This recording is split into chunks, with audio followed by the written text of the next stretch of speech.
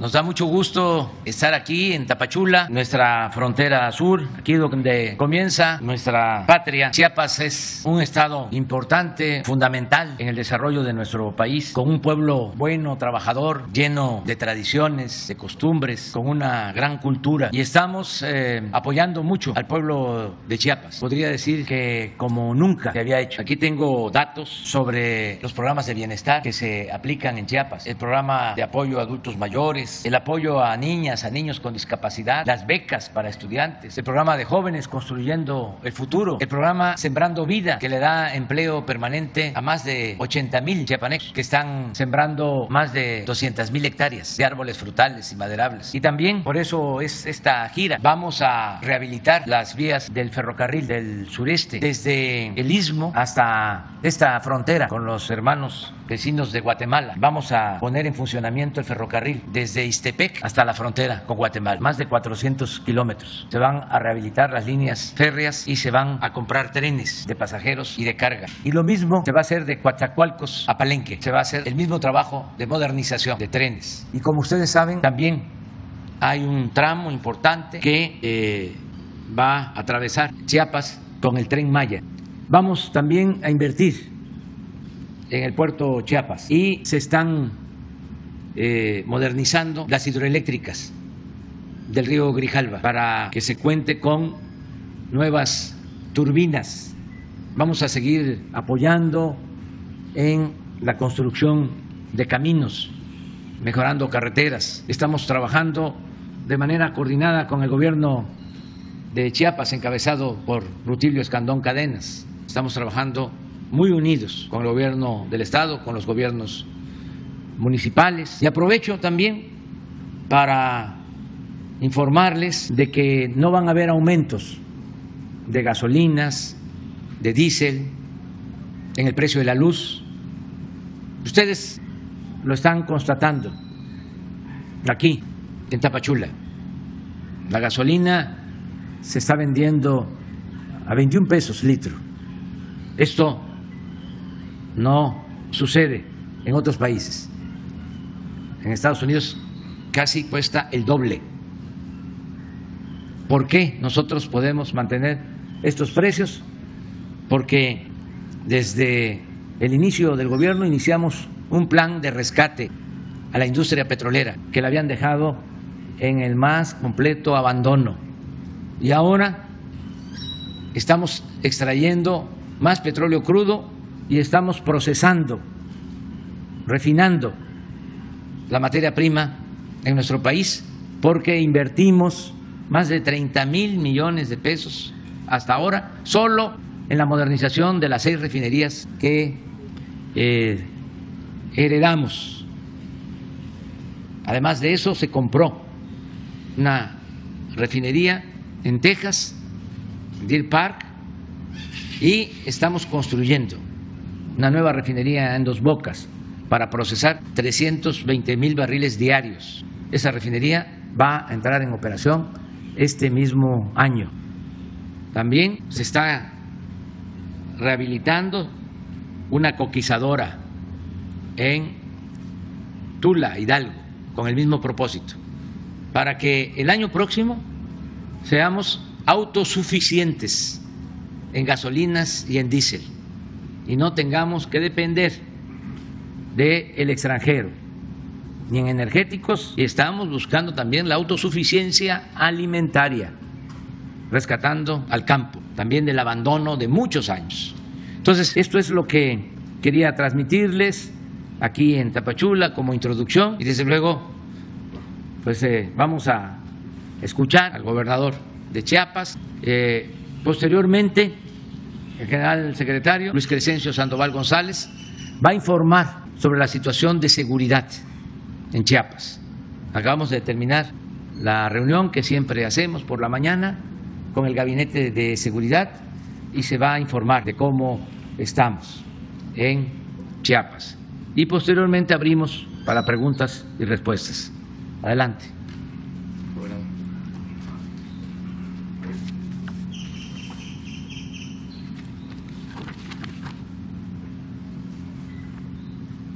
Con su permiso, señor presidente, Muchas gracias.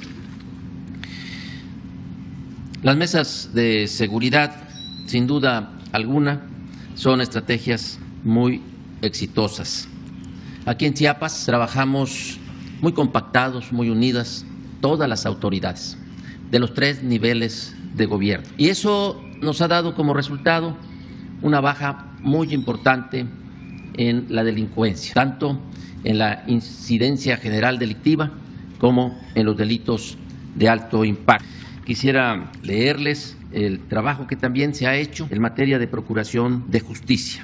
Por ejemplo, en el rubro de órdenes de aprehensión, el comportamiento de cumplimientos reporta que en el año 2019 se ejecutaron 1,052 órdenes de aprehensión, en el 2020 1,093. Y en el 2021 se ejecutaron 1,540 órdenes de aprehensión, lo que nos indica mayor efectividad en los cumplimientos. En cuanto a la obtención de autos de vinculación a proceso, la Fiscalía del Estado reporta que en el año 2019 se concedieron 914, en el 2020 se obtuvieron 1,107 y en el año 2021 se lograron 1,759 vinculaciones a proceso. Con relación a las sentencias condenatorias obtenidas en el año 2019 se obtuvieron 390, en el 2020 318. Y la diferencia es que en el 2021 se lograron 1,157, lo que podemos calificar como una mejor labor en materia de procuración de justicia. Se ha invertido en tecnología en el escudo urbano C5 en Chiapas y se tienen ya todas las sedes regionales conectadas a esta plataforma: Tuxtla Gutiérrez, Tapachula, Reforma, San Cristóbal de las Casas, Tonalá, Palenque y Comitán de Domínguez. Aumentamos, se fortaleció un 778 en el sistema, un 778% en el sistema de videovigilancia, con un total de 2,675 cámaras de todo tipo, de amplia resolución, y eso nos ha dado también muy buen resultado. Fueron recibidas y atendidas para su resolución más de 1,900 llamadas. Se ha fortalecido el 911. Chiapas, pues, es la entrada de Centroamérica, situación que ha incrementado el fenómeno migratorio y también ahora de otras nacionalidades, pero se está trabajando mucho en coadyuvancia, en auxilio al Instituto Nacional de Migración, con la finalidad de que ésta sea segura, ordenada y regular. En este contexto, Chiapas se ha sumado a estas políticas, haciendo especial énfasis en la atención de las niñas, los niños, los adolescentes, acompañados y no acompañados, así como de la población vulnerable. En materia de salud, en específico en el proceso de vacunación del COVID-19, con corte al 23 de febrero del 2022, llevamos un porcentaje del 74,20% de vacunación por ciento.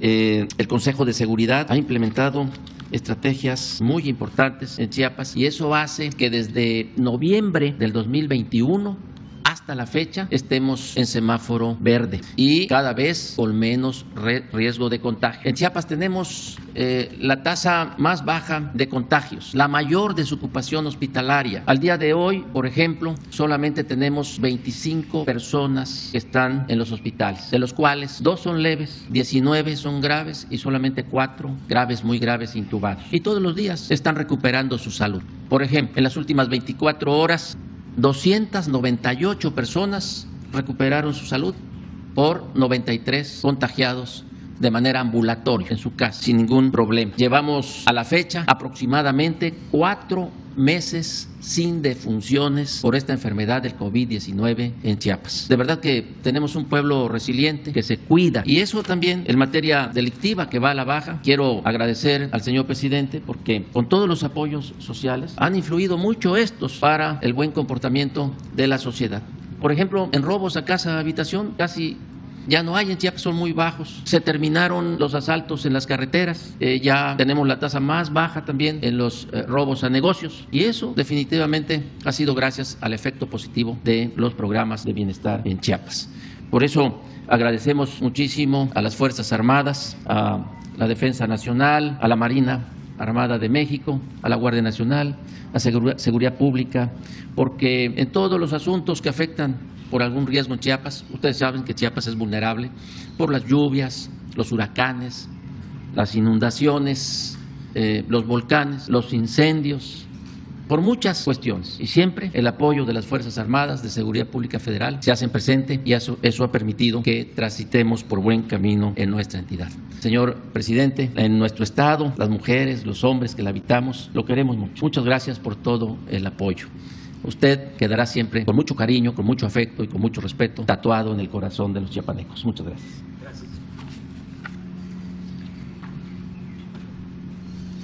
Con su permiso, señor presidente. Buenos días. Vamos a informar sobre la situación de seguridad pública aquí en el estado de Chiapas. Adelante, por favor, con la presentación.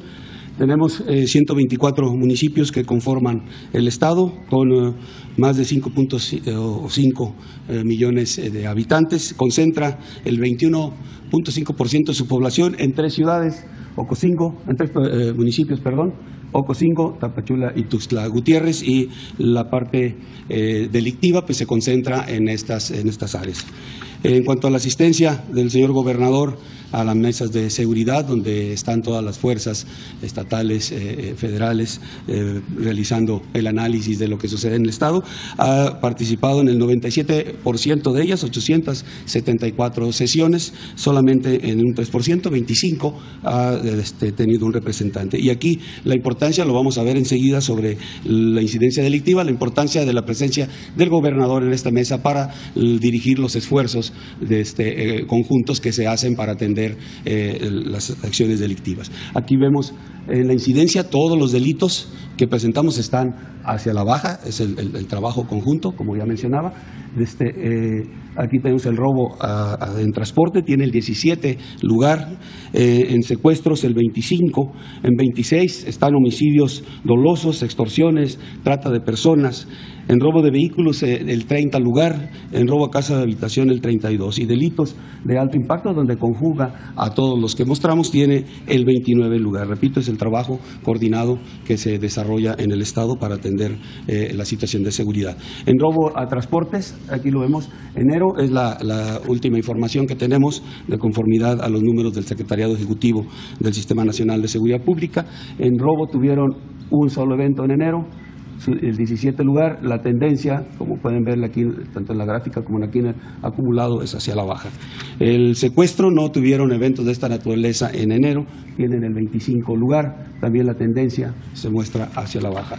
Homicidios dolosos, 28 eventos, 28 casos, homicidios dolosos, su tendencia hacia la baja, con 26 lugar a nivel nacional.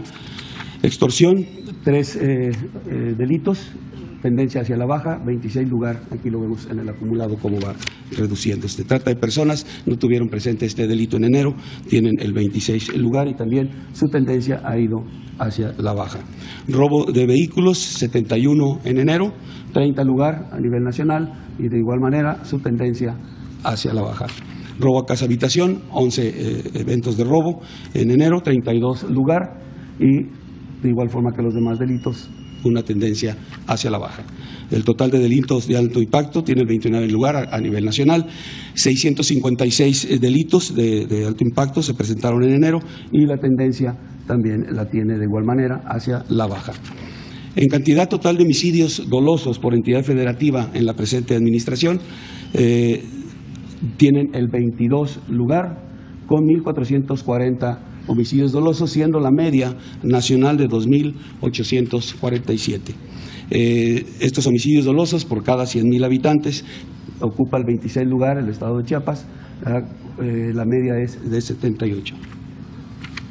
En cuanto a municipios con mayor incidencia delictiva, en cuanto a homicidios dolosos, robo de vehículos y narcomenudeo, aquí tenemos por importancia, en cuanto a más presencia de esos delitos, tenemos primero Tuxtla Gutiérrez, Tapachula, Palenque, San Cristóbal, Comitán de Domínguez, Chiapa de Corzo y Ocosingo. Estos 7 municipios de los 124 que tiene el estado agrupan al 55.4% de los delitos presentes.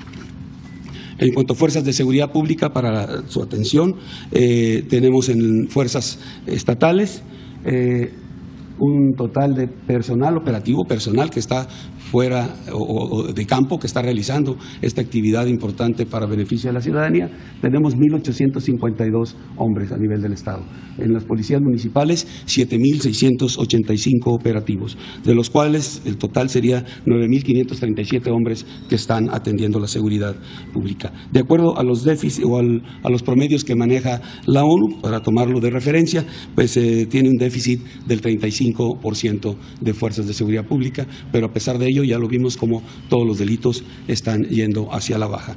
En cuanto a fuerzas de ejército, fuerza aérea, armada y guardia nacional, tenemos aquí los efectivos operativos: 7.831 elementos de ejército y fuerza aérea, 1.561 de armada y 3.438 de la Guardia Nacional, haciendo un total de 12.830 hombres, de los cuales, sumados a las fuerzas de seguridad del Estado y de los municipios, tienen un total general de 22.367 elementos que trabajan de manera coordinada, adelante por favor, en estas 11 coordinaciones de la Guardia Nacional, que son San Cristóbal de las Casas, Comitán de Domínguez, Las Margaritas, Ocosingo, Palenque, Pichucalco, Bochil, Tuxtla Gutiérrez, Villaflores, Tapachula y Tonalá. Son las 11 coordinaciones, y la coordinación estatal también, que juega un papel importante en estas acciones de seguridad pública. En cuanto a construcciones de las compañías de Guardia Nacional, en lo que fue el 2020 se construyeron 10 de ellas, ya están funcionando: es Palenque, Chilón, Las Margaritas, Frontera Comalapa, Tapachula, Huehuetán, Tonalá, Villaflores, San Cristóbal de las Casas y Bochil. Hay 3 instalaciones del Ejército que fueron cedidas a la Guardia Nacional para su despliegue, que son en San Cristóbal de las Casas, Ocosingo y Copalar. Para el 23 se tiene considerado, dentro del programa de reforzamiento de la Guardia Nacional, 6 compañías más para su construcción, que serán una más en Palenque, Altamirano, Acacoyagua, Arriaga, Cintalapa y Solistahuacán, para tener al final del 23 19 compañías de Guardia Nacional desplegadas en todo el Estado. En cuanto a la asignación de recursos federales y estatales en materia de seguridad pública, para este año, en el Fondo de Aportaciones para la Seguridad Pública, el Estado recibe 354.8 millones de pesos, y en el fortalecimiento de los municipios y demarcaciones territoriales, 4.123.5 millones de pesos. En cuanto a los resultados de todas las fuerzas, en lo que va de la administración, tenemos aquí algunos ejemplos. Los más importantes, los más relevantes: de cocaína, 15.368 kilogramos, de 126 ampolletas de fentanilo, 1.118 detenidos, 1.035 vehículos asegurados, 21 aeronaves aseguradas, 9 embarcaciones también aseguradas. En cuanto a los resultados, motivos de alertamientos aéreos, trabajo de inteligencia aérea que se realiza dentro del Sistema Integral de Vigilancia Aérea de la Secretaría de la Defensa Nacional, también forma parte de la estrategia para el combate a los delitos. Aquí tenemos del día 13 de agosto del año pasado al 8 de marzo de este año, que es el periodo donde se reforzó la estrategia, donde se tomaron acciones para lograr una mayor cantidad de resultados. Se han detenido en este ámbito de inteligencia aérea 9 personas, 29.25 kilogramos de fentanilo, 5 vehículos. Se han realizado 3 trabajos de inteligencia de manera conjunta con los países de Centro y Sudamérica.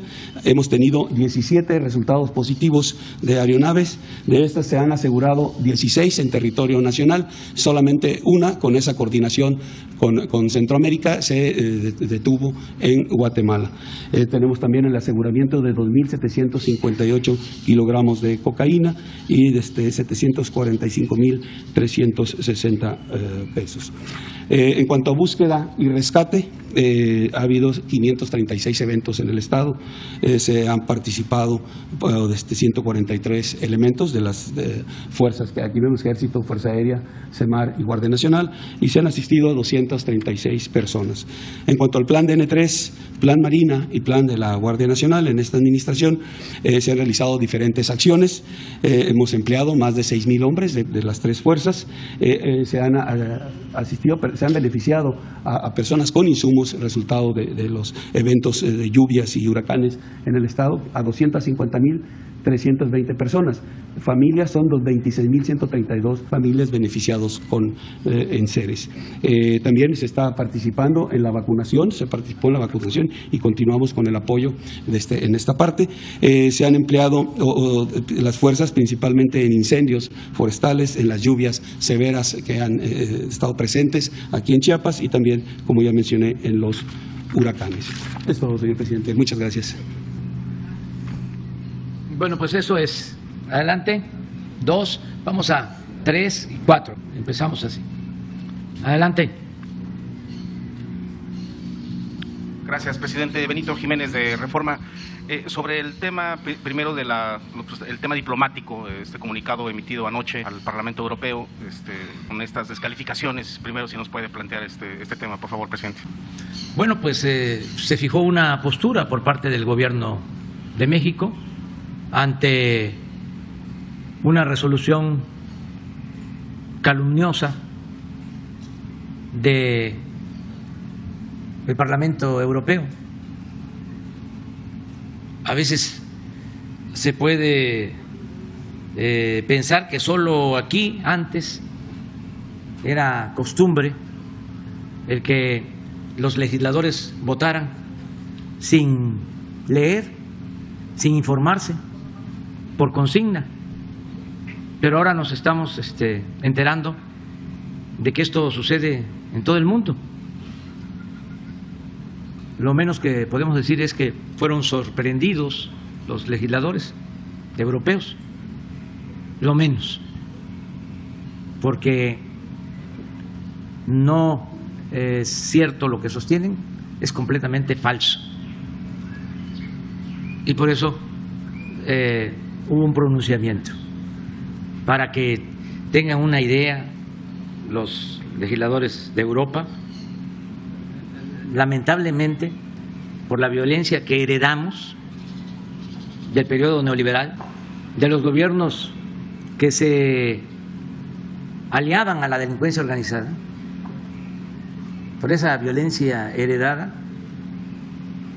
por esos resabios que heredamos del periodo neoliberal, seguimos teniendo homicidios en el país. Ya vamos con una tendencia a la baja, porque estamos trabajando todos los días con ese propósito. Y estamos aplicando 2 estrategias, entre otras, que nos dan muy buenos resultados. Lo primero es atender al pueblo, las causas, atender a los jóvenes, los programas de bienestar. Eso ayuda mucho, como aquí lo expresó el gobernador de Chiapas. Y lo segundo es no permitir que se asocie la delincuencia organizada con la autoridad, que no haya impunidad, como era antes. Acuérdense que el secretario de Seguridad Pública de Felipe Calderón, que está en la cárcel en Estados Unidos, está acusado de proteger a una de las organizaciones criminales. Y así sucedía en todos los casos. Entonces ya no hay ese contubernio. Entonces por eso hemos logrado avanzar enfrentando la delincuencia y hay disminución de todos los delitos. Bueno, estamos viendo lo que pasa en Chiapas. 28 homicidios en un mes. Ni siquiera un homicidio diario. En un estado con cerca de 6 millones de habitantes. Pero esta es la realidad. En el caso de los periodistas, estamos hablando de 5 periodistas asesinados en lo que va del año. Lamentablemente, además de estas muertes que nos producen tristeza y que solo en un caso no tenemos detenidos, de 5 homicidios a periodistas, 17 detenidos. Bueno, pero ¿qué significa este hecho lamentable de que pierdan la vida 5 periodistas? Son muy malas las comparaciones, más cuando se trata de vidas humanas. Pero para tener una idea, en este tiempo, estos 2 meses y medio, lamentablemente han perdido la vida cerca de 5,000 mexicanos. han sido asesinados. Y de esos 5,000, 5 periodistas. Y además que no tienen que ver con actos represivos del Estado, porque ya el Estado no viola los derechos humanos como era antes. Entonces, estos señores legisladores europeos, muy conservadores, con mentalidad colonialista, aprueban una resolución condenando al gobierno de México. Antes, como pues México tenía gobernantes sin autoridad moral, se tenían que quedar callados. Cualquiera ninguneaba a las autoridades mexicanas. Pero nosotros no podemos aceptar que nadie le falte el respeto a las autoridades legal y legítimamente constituidas. Entonces, por eso fue la respuesta, que no tardó mucho. Ayer mismo, nada más nos enteramos y se envió una respuesta para que la gente, porque si no se queda en los medios convencionales y no se sabe, porque todavía las mafias del poder controlan en México los medios de información, con honrosas excepciones, pero para que se sepa qué contestamos ante estas acusaciones sin fundamento, vamos a poner en pantalla el comunicado. Se los voy a leer.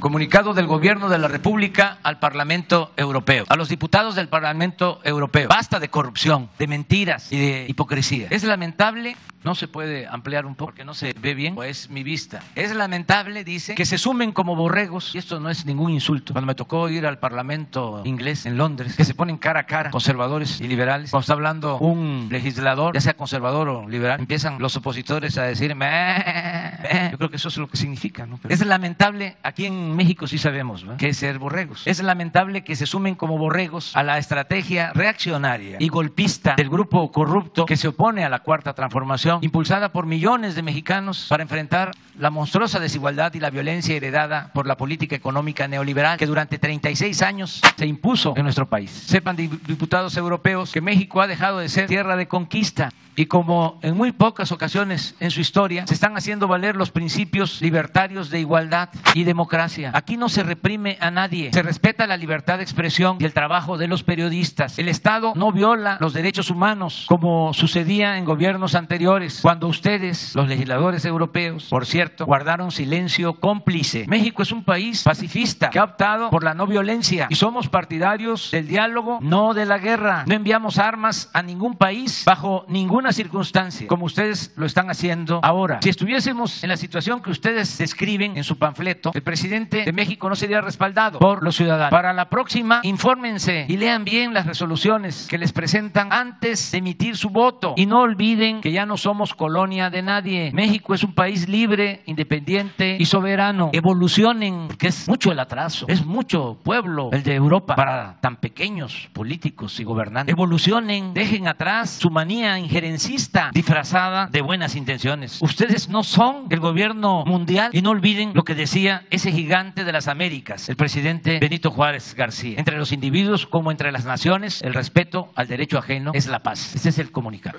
Hasta ayer Cancillería no estaba enterado de este comunicado. ¿Usted redactó este texto? En el viaje, con Jesús y otros compañeros. Y solo sobre el reclamo del Parlamento, ¿tienen ustedes registrados 5 asesinatos, no son 7? Sí, 5. 5. En total son 7 agresiones y 5 asesinatos. Okay, y de los 5 también, ya lo dije, pero vuelvo a subrayar, en 4 casos hay 17 detenidos. Vamos el jueves a informar. Incluso hoy mismo se va a dar a conocer un informe que también se les va a enviar a los diputados del Parlamento, que en el mejor de los casos puede uno pensar, y no hay que excluir esa posibilidad, de que no tengan información, como parece, y se dejan llevar por sus posturas muy conservadoras, que eso es otro asunto también muy lamentable, el predominio del conservadurismo y cómo los políticos, legisladores, medios de información en el mundo están al servicio de las grandes corporaciones empresariales, financieras, al servicio de las oligarquías nacionales y no al servicio de sus pueblos. Por eso toman decisiones políticas contrarias a sus pueblos. Imagínense lo que es involucrarse y no poder evitar una guerra y empezar a querer resolver las cosas una vez que ya se inician las hostilidades. Y en vez de buscar de inmediato el diálogo, la solución pacífica, empiezan con sanciones para agravar las crisis que perjudican a sus ciudadanos, porque el precio del gas en España, de la luz, de las gasolinas en Europa está por los cielos. Nada más para que tengan una idea, ellos pagan de 10 a 15 veces más por el suministro de energía eléctrica. Una familia española está pagando 10 o 15 veces más que lo que paga una familia en México por el servicio de energía eléctrica, por el recibo de luz. Entonces, ¿quiénes provocan esto? Malos políticos, legisladores, gobernantes. Esto no tiene nada que ver con sus pueblos. Son pueblos extraordinarios que merecen un mejor destino. Pero bueno, es parte de la crisis mundial que se está padeciendo. Además que nosotros no podemos permitir que nos falten el respeto. Gracias, presidente. Si nos puede informar en el tema de violencia, el caso de Michoacán en Aguililla con el edil y con lo de San Juan Parangaricutiro, ¿qué está sucediendo en esta zona aguacatera y pues en Aguililla? Estamos atendiendo el problema, les decía, de los homicidios y se ha ido avanzando. No es ya un asunto nacional. Aquí lo estamos viendo en Chiapas, son los datos. A ver si no ponen lo de homicidios en Chiapas, de acuerdo a la información que presentó el general, porque esto ayuda mucho a entender. Tenemos que contextualizar, tenemos que conocer antecedentes, no generalizar. Esto es Chiapas en enero, decía yo, 28 homicidios. Y así está en prácticamente la mitad, cuando menos, de los estados del país. Ayer seguramente en 12, ahora lo vamos a ver, o 15 estados, no hubo un solo homicidio de los 32 estados. ¿Dónde está concentrado el problema? En donde hay más delincuencia organizada, como le llaman, grupos que surgieron desde la época de Calderón, en Michoacán, en Guanajuato. Esto es ayer, para tener una idea. 3 estados concentraron el 46% de los homicidios. Ayer se registraron 72 homicidios en el país. En 3 estados, 46%. En 2 estados no hubieron homicidios. Esto es importante porque el sensacionalismo conservador quiere crear un ambiente de que en México impera la violencia. Quisieran proyectar esa imagen de un México en llamas, porque lo que está en el fondo es su preocupación por los cambios que están llevando a cabo, las transformaciones. Ellos quieren mantener sus privilegios, seguir robando, y como ya no pueden, ahora hay esta campaña de desprestigio. Pero esto fue hoy, de lo que sucedió ayer. A ver si no tenemos la de antier. Bueno, miren, solo en Michoacán 22%. Van a ver ayer, a ver si se tiene la misma, pero de lo sucedido antier. Lo que quiero es subrayar que estamos teniendo más problemas en 2 estados. Este es ahí, antier, 84. Y miren, vuelve a estar Guanajuato. Ahí no está Michoacán, está en el 5º, pero Guanajuato trae el 21%. Y 3 estados sin homicidio. Entonces, en 5 o 6 estados se concentra el 50% de los homicidios. De estos homicidios, casi el 80% tienen que ver con el crimen organizado. O sea, son enfrentamientos. ¿Qué estamos haciendo? Como comentaba, atendiendo las causas. Ahí donde lamentablemente asesinaron ayer, y aprovecho para enviar mi pésame a sus familiares y a sus amigos y a toda la gente de Aguililla, donde asesinaron al presidente municipal. Llevamos ya meses trabajando, porque estaba tomada toda esa región, trabajando con programas sociales, atendiendo a los jóvenes, visitando Aguililla, y se está avanzando. O sea, ya empezó a regresar la gente, recogieron sus cosechas, están inscribiéndose en los programas de bienestar. Sin embargo, sigue habiendo tensión, y por eso fue muy lamentable lo del asesinato de ayer del presidente municipal de Aguililla. Vamos a continuar en Aguililla y en todo Michoacán y en todo el país. Vamos a seguir trabajando para garantizar la paz en el país. Buenos días, presidente. Néstor Jiménez de La Jornada. Aprovechando que su gira comienza en esta ciudad de Tapachula, que se ha caracterizado por esta temática del flujo migratorio que se ha incrementado en los últimos años, quería preguntarle, por un lado, está esta propuesta que ya ha comentado en varias ocasiones de atender las causas que han originado la migración. La propuesta, pues al parecer ha tenido una buena aceptación desde distintos gobiernos, tanto centroamericanos como varias autoridades de Estados Unidos, y ha tenido también aceptación por parte de organizaciones que han coincidido que efectivamente este sería el tema de fondo y que se tiene que tomar a largo plazo. Pero al mismo tiempo, mientras esto se concreta, sigue el tema aquí en Tapachula, este flujo migratorio que se incrementa y que, a decir prácticamente de manera unánime de todas las organizaciones, es ya una crisis desde hace tiempo y que se ha mantenido varios meses de esta forma, porque por un lado pues señalan que todos los servicios de atención para ellos e incluso para los habitantes de la ciudad se han colapsado en algún momento en distintos rubros. La atención médica para ellos es muy escasa y ellos, como no pueden trabajar, no pueden solicitar un empleo, no tienen ingresos, carecen muchas veces de recursos para poder dormir, para poder rentar alguna casa, para poder comprar comida. Esta imposibilidad de conseguir empleo se debe sobre todo pues a que los trámites migratorios se han retrasado por meses. Algunos reportan que tienen cita para 3 o 4 meses adelante. Mientras tanto, pues está esta situación y lo tienen que afrontar como ellos pueden. En este tema, ¿qué se puede hacer para dar un orden a este flujo migratorio, pero al mismo tiempo atender los derechos y las necesidades de los migrantes? Porque ellos comentan que ante esta necesidad, pues algunos optan por salir como sea, exponiéndose en cuestiones de salud, arriesgándose en cuestiones de seguridad, pero también muchos recurren a polleros porque dicen, se ven obligados. Algunos incluso dicen que los polleros prácticamente los amenazan, advirtiendo que si no los contratan a ellos, los van a denunciar para que los deporten. También está el riesgo de los secuestros y de otro tipo de delitos. A esto se incrementa también las denuncias sobre un recrudecimiento de las redadas de la presencia policíaca. Ha enseñado que han entrado a hoteles de manera, dicen, irregular. Se han intensificado los filtros en las carreteras y esto ha derivado también en otros accidentes. Los migrantes muchas veces buscan pues pagarle a alguien e ir ocultos en algunas unidades, en algunos transportes. Las autoridades, de manera insistente, sobre todo de migración, han señalado que casi todos los temas son de rescate, pero muchos de los migrantes han pagado porque buscan salir, no necesariamente están siendo secuestrados, buscan salir de este punto porque es la única opción que ellos ven. Ante toda esta situación, ¿cuál sería la opción para atender este tema mientras se concreta toda esta política que ha planteado para atender las causas, sobre todo pues en Centroamérica? Pues yo pienso que la mejor salida, la mejor opción, la mejor respuesta al fenómeno migratorio es lo que estamos nosotros planteando desde hace mucho tiempo y llevando a cabo: el que haya trabajo en Centroamérica, que nuestros hermanos centroamericanos tengan oportunidades de trabajo, mejores condiciones de vida. Y esto para Centroamérica y para el Caribe y para el mundo. La gente no se echa a andar por gusto, sino por necesidad. La mayoría de los migrantes son jóvenes, que lo que quieren es salir adelante, progresar.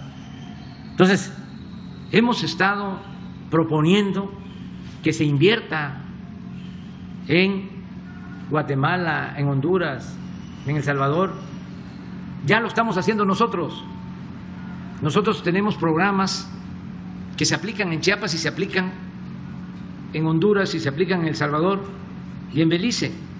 En Guatemala todavía no se ha aceptado, pero yo espero que pronto el gobierno de Guatemala acepte la cooperación de parte de México, porque significa la aplicación de 2 programas.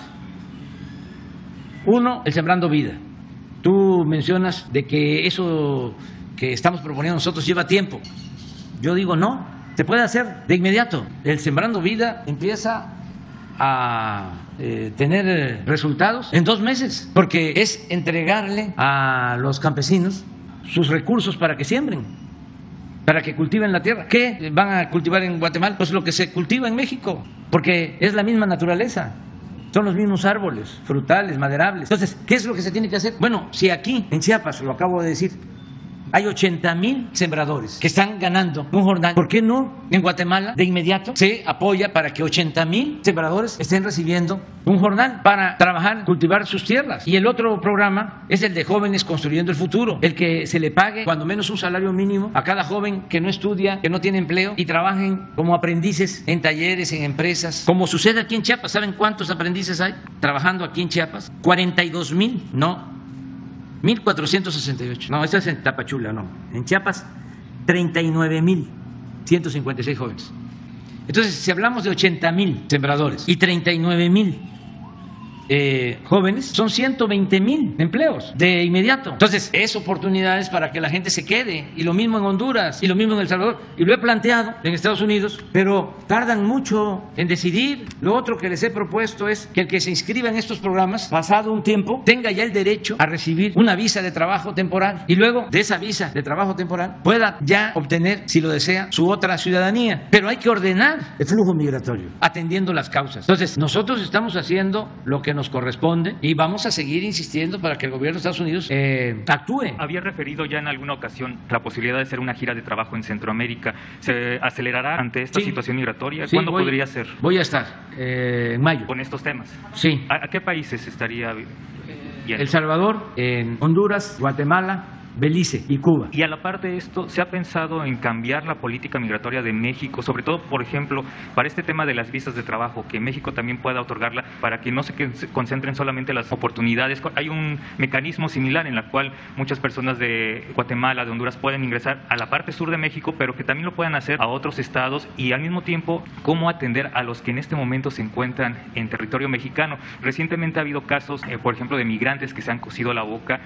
Hay reportes de que ahorita mismo se está repitiendo esta acción y ellos han señalado que este tipo de acciones lo hacen para que los volteen a ver. Reconocen que no sería la forma más adecuada, pero dicen, si no lo hacemos así, no nos escuchan. Nosotros todos los días estamos tratando este asunto y protegiéndolos y respetando sus derechos humanos, porque uno de los derechos humanos fundamentales es el derecho a la vida y el derecho también a vivir libres de miseria, el derecho al trabajo, y eso tiene que ver con la fraternidad universal, no se limita con las fronteras entre los países. Entonces, estamos haciendo eso, estamos trabajando. También estamos cuidando su seguridad, porque como tú lo mencionas, hay tráfico de personas, hay quienes cobran para trasladar a migrantes. Hay transportistas que se dedican a esto, al tráfico de personas. Tenemos que estar cuidando que no se traslade a migrantes en cajas de tráiler,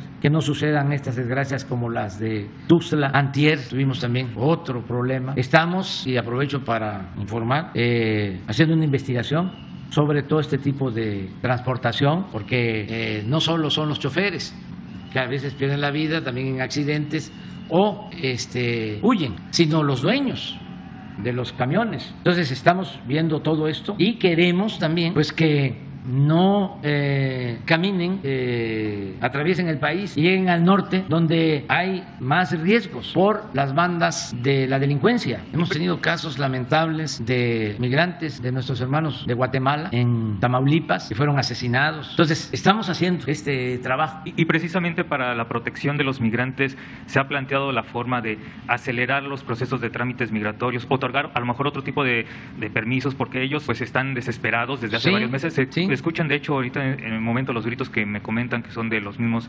migrantes que están pidiendo una atención para que puedan salir de Tapachula. Muchos buscan no necesariamente ya ir a Estados Unidos, también piden una oportunidad laboral aquí en México, pero buscan hacerlo de manera ordenada. Señalan que ante esto pues han encontrado un retraso de meses en los trámites migratorios. Aquí hay posibilidades de trabajo en la Secretaría de Bienestar en Chiapas, y hay oportunidades de empleo en el Sembrando Vida, en Jóvenes Construyendo el Futuro. Les digo que nosotros estamos financiando estos programas en El Salvador, en Honduras, en Belice. Estamos por llegar a un acuerdo con el gobierno de Guatemala, pero el financiamiento de México, solidario, fraterno, y lo estamos haciendo aquí también, en Chiapas. Nada más que no todos quieren quedarse. El que sale de su comunidad y deja a su familia ya trae un plan, que es llegar a Estados Unidos. Por eso les insistimos mucho a los estadounidenses de que hay que atender las causas, porque si salen ya es muy difícil para nosotros, aunque se ofrezcan oportunidades de trabajo. Ellos quieren llegar allá a Estados Unidos. Y lo otro que les hemos estado planteando, incluso se lo propuse en una carta al presidente Biden,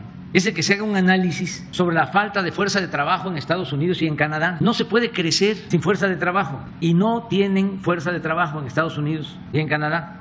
Entonces, si se ordena el flujo migratorio y se dan visas de trabajo temporal para Estados Unidos, se reactiva la economía de América del Norte. No puede ser que solo se esté deteniendo a migrantes cuando hace falta la fuerza de trabajo. Decía yo hace un momento y repito, la mayor parte de los migrantes son jóvenes. Ya la población de Estados Unidos y de Canadá es mayor. En México, promedio de edad es de más juventud que en Estados Unidos, en Canadá, pero lo mismo en Guatemala, en Honduras, en El Salvador, en Centroamérica. Es cuestión que les ha presentado ya una propuesta de que se otorguen visas temporales de trabajo. Y ellos necesitan esa fuerza de trabajo. Pero en todo esto interviene mucho la lucha partidista y los procesos electorales. Este año, por ejemplo, hay elecciones en Estados Unidos.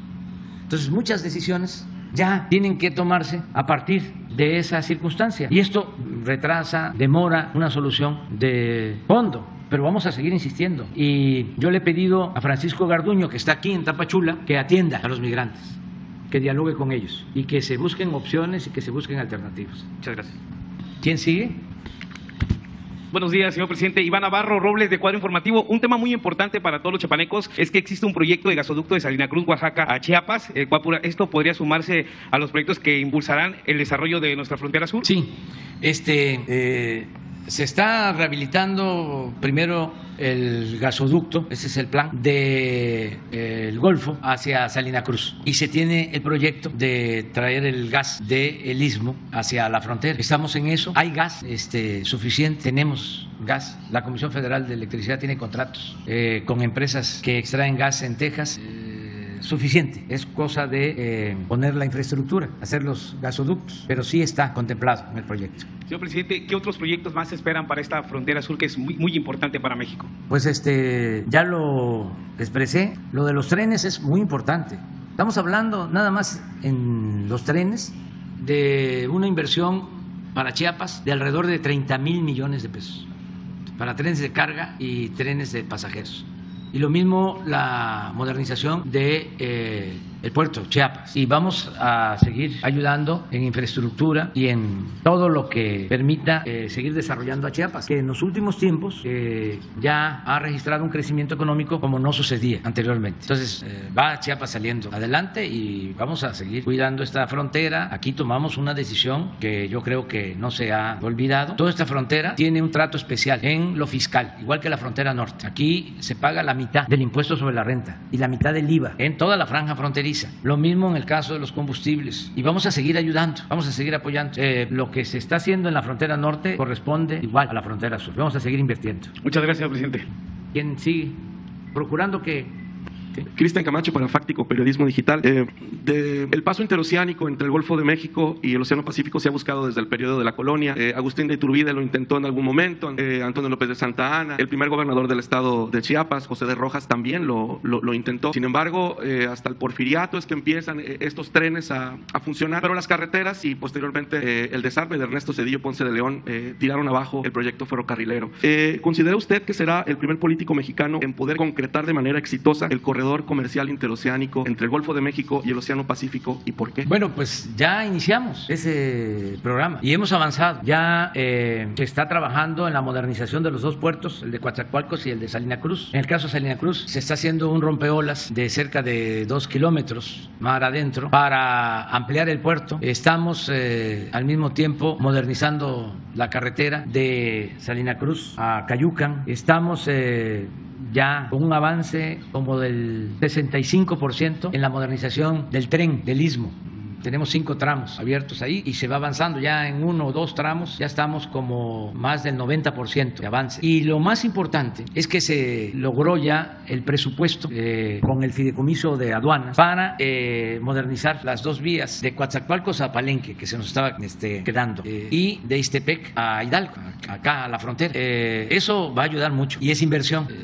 Entonces sí vamos a hacer realidad ese antiguo proyecto, porque es un corredor estratégico, son 300 kilómetros para unir el Pacífico con el Atlántico y sobre todo para abrir al comercio la costa este de Estados Unidos, porque no tenemos mucha relación económica comercial con la costa este de Estados Unidos. Toda nuestra relación comercial, que por cierto es favorable a México, la tenemos con California. Entonces, si resolvemos lo del corredor, vamos a poder unir a países de Asia con la costa este de Estados Unidos y los productos de México, porque este corredor del Istmo implica, y ya tenemos los terrenos para 10 parques industriales a todo lo largo del corredor. Esto va a significar empleos, también con el mismo propósito de que la gente tenga opciones y que no tenga que caminar hacia el norte. Son como cortinas de desarrollo. Entonces, esto va a ayudar mucho. Acabo de estar hace relativamente poco en Coatzacoalcos y ya hay unos barcos, 2 hasta ahora, muy grandes, que trasladan vagones de ferrocarril. Suben al barco de las vías férreas, suben 70 vagones y de Coatzacoalcos los llevan a Alabama, Estados Unidos, y ahí bajan el tren. Eso va a ayudar mucho, el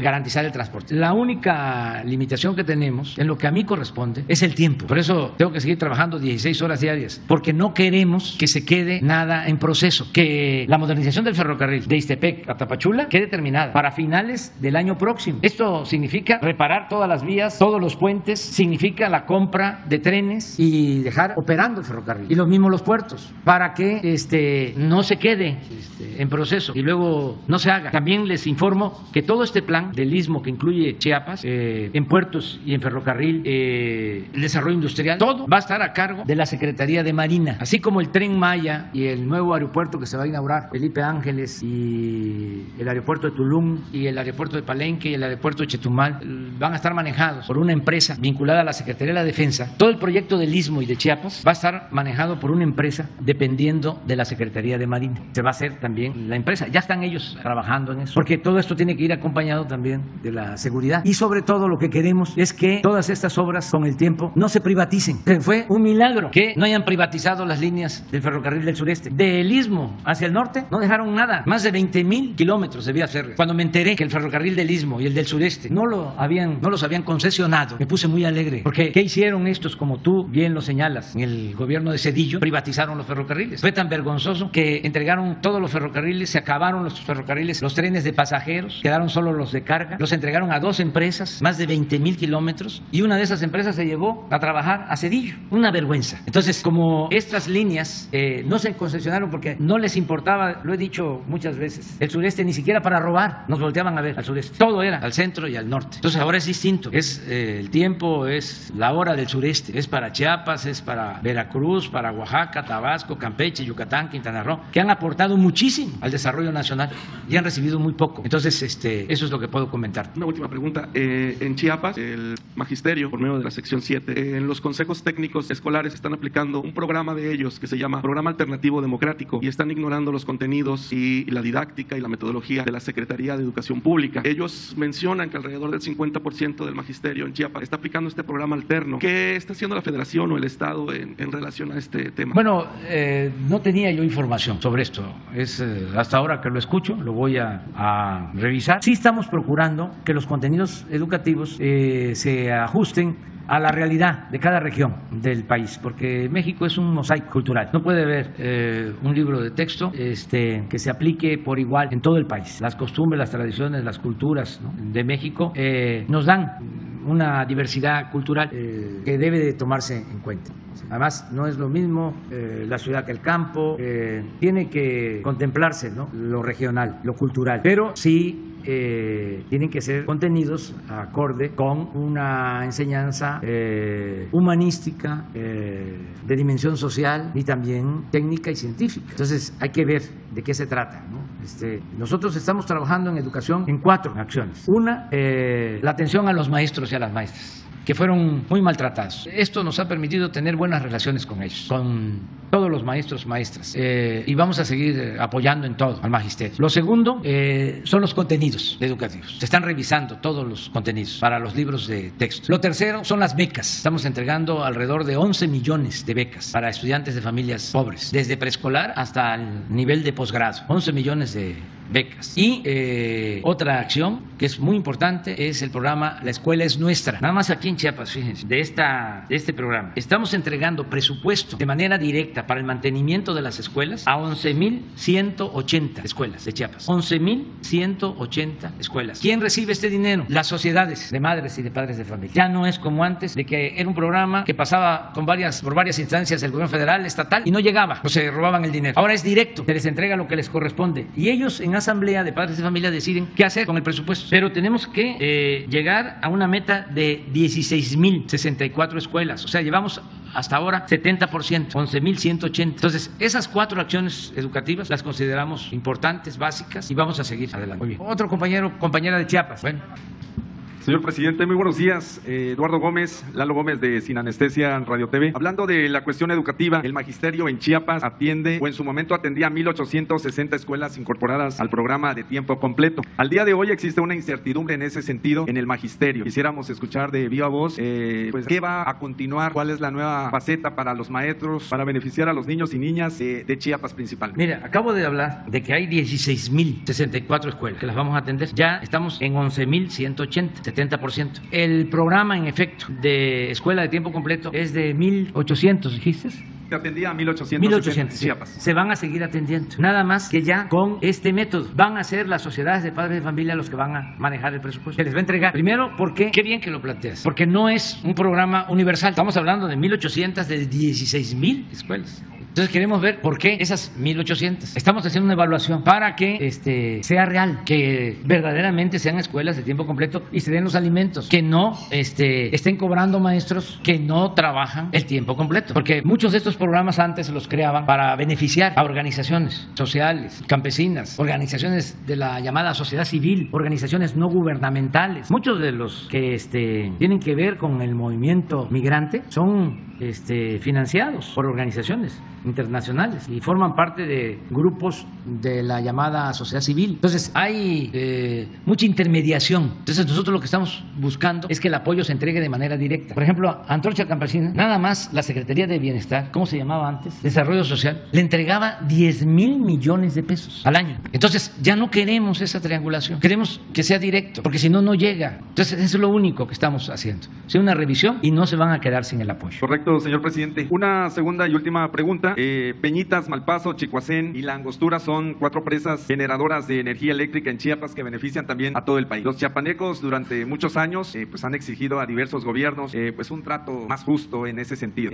Localidades como Puerto Madero llegan a pagar más de 10,000 pesos y únicamente tienen un refrigerador, 2 o 3 focos. La gente pues se ha cansado de esas tarifas y bueno, siempre se sigue preguntando. Chiapas tiene mucha energía eléctrica, 4 presas muy importantes, una de ellas la más grande del país o una de las más grandes. En ese sentido, ¿qué le decimos a toda la gente de este estado en cuanto a una tarifa más justa? Pues que vamos a seguir procurando que las tarifas sean justas, que no haya esas tarifas de 3,000 pesos, porque el promedio es de 250 pesos para una casa, una familia del sector popular, 250, 300 pesos bimestrales, promedio. Hablaba yo de lo que cuesta la energía eléctrica en Europa. Si aquí pagamos 300, allá tienen que pagar 4,000 al bimestre. Son 10 o 15 veces más. Entonces, cuidar que no haya abusos y que sea una tarifa justa. Eso lo estamos revisando constantemente. La otra garantía es que no va a aumentar la tarifa mientras estemos nosotros en el gobierno. Ese es mi compromiso. No va a aumentar la tarifa en términos reales. Si hay algún ajuste, va a tener que ver con la inflación, nada más, pero no va a aumentar la tarifa. Lo mismo las gasolinas y el diésel. Y en cuanto a la aportación de Chiapas, pues es importantísimo el que aquí haya estas 4 hidroeléctricas. Estamos luchando porque se hicieron estas 4 hidroeléctricas que tienen cada una en promedio 6 turbinas. Y ustedes deben de saber que por la llamada reforma energética y para darle preferencia a las empresas eléctricas extranjeras, solo trabajan en promedio de 1 a 2 turbinas en cada una de las 4 hidroeléctricas, porque no les permite la ley, las reformas estas que se hicieron, que haya despacho de las hidroeléctricas. No están consideradas como plantas que generen energía limpia. Fíjense, es absurdo, cuando todos sabemos que la energía que se produce con agua es limpia y es barata, es renovable. Pero ¿por qué hicieron todo esto? Para beneficiar a las empresas extranjeras. Pues por eso es lo de los diputados europeos, porque venían las empresas como Iberdrola y primero tienen que despachar a esas empresas y con subsidio, y las hidroeléctricas subutilizadas o paradas solo las echan a andar en horarios de mayor demanda de energía, en los tiempos picos, como respaldo, porque no siempre hay sol ni siempre hay viento, porque ellos inventaron de que había que apostar solo a energías limpias, la energía eólica. Sí, nada más que eso no es constante. En cambio, una hidroeléctrica se echa a andar en 1 hora y pueden estar las 4 o 6 turbinas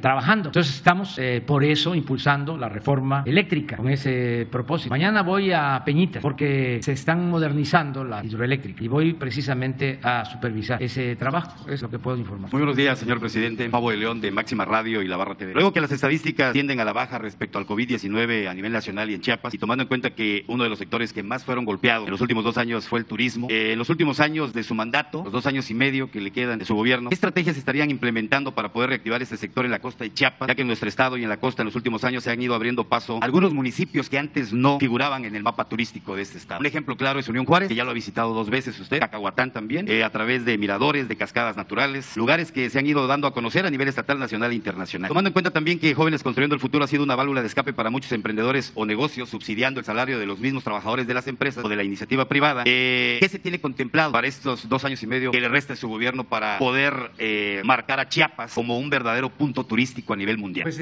ha estado creciendo el turismo en Chiapas. Tenemos planes para lo que es el norte de Chiapas, desde luego toda la región de Palenque, las zonas arqueológicas del mundo maya, Toniná, Yaxchilán, Bonampak, Palenque, que pertenecen a Chiapas. Estamos acá promoviendo también el turismo. Lo del puerto de Chiapas va a ayudar, lo del ferrocarril va a ayudar mucho. Yo sueño con ver otra vez el ferrocarril de pasajeros en el Soconusco y en todo Chiapas. Sueño con eso, el ferrocarril de carga y de pasajeros, con conexión hasta Coatzacoalcos y a Palenque por tren y a Cancún. Entonces eso va a ayudar mucho. Estamos trabajando con el gobierno del estado para que funcionen bien los aeropuertos. El aeropuerto de Tapachula, que está concesionado, le pedimos al concesionario que lo remodelara. No sé si ha avanzado en eso. 2 que 3. Bueno, aprovecho para hacer el llamado a Chico Pardo, que es el que tiene la concesión, porque tuve el informe de que habían hasta baches en la pista. Entonces, ojalá y lo tenga en buen estado. No tenemos intención de revocarle la concesión. Lo que queremos es que lo arregle como lo merece Tapachula. Además, es un aeropuerto pues estratégico. Celebro que Volari viaje a Tapachula. No sé si otras líneas, pero yo ayer me trasladé en Volari y Aeroméxico también, y viva Aerobús. Entonces lo del aeropuerto es muy importante. El mantenimiento de las carreteras. Hay un contrato que se tiene para garantizar el mantenimiento de la carretera desde Arriaga hasta Tapachula, hasta la frontera. Estamos pagando anualmente mantenimiento a una empresa para que la carretera siempre esté en buen estado. Esto que lo sepan acá en la frontera. Se paga el mantenimiento para que no esté en mal estado la carretera. Y vamos a seguir apoyando. Es muy importante también la seguridad, que no hay turismo si no hay seguridad. Aquí ya se habló de van a ser como 10 cuarteles de la Guardia Nacional en Chiapas. 19 en Chiapas, cuarteles. ¿Cuántos tenemos? 13. Aquí hay uno, ¿no? Tapachula. Entonces, en Cacahuatán no hay, ¿no? En Huehuetán, sí. Entonces, eso también es importante. Y la verdad, yo invito a todos los mexicanos a conocer Chiapas. Aquí donde no me escuchan, aquí donde no me ven, lo voy a decir, no quiero que haya celos ni sentimientos, no quiero herir susceptibilidades, pero Chiapas es el estado más bello de México. Ya nos vamos, ya nos vamos.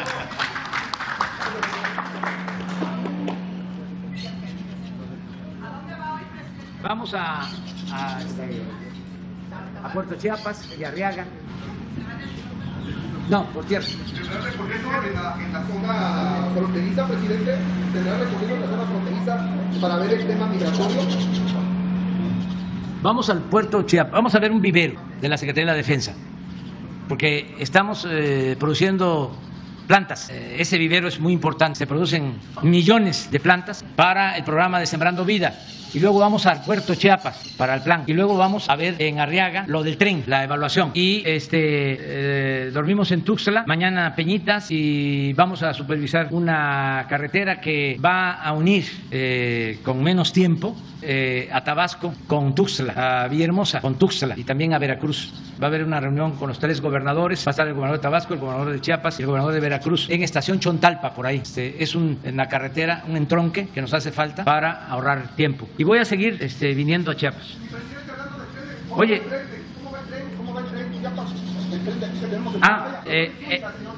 el Maya va muy bien y vamos a estarlo inaugurando en diciembre del año próximo, el Tren Maya. O sea, sí, diciembre.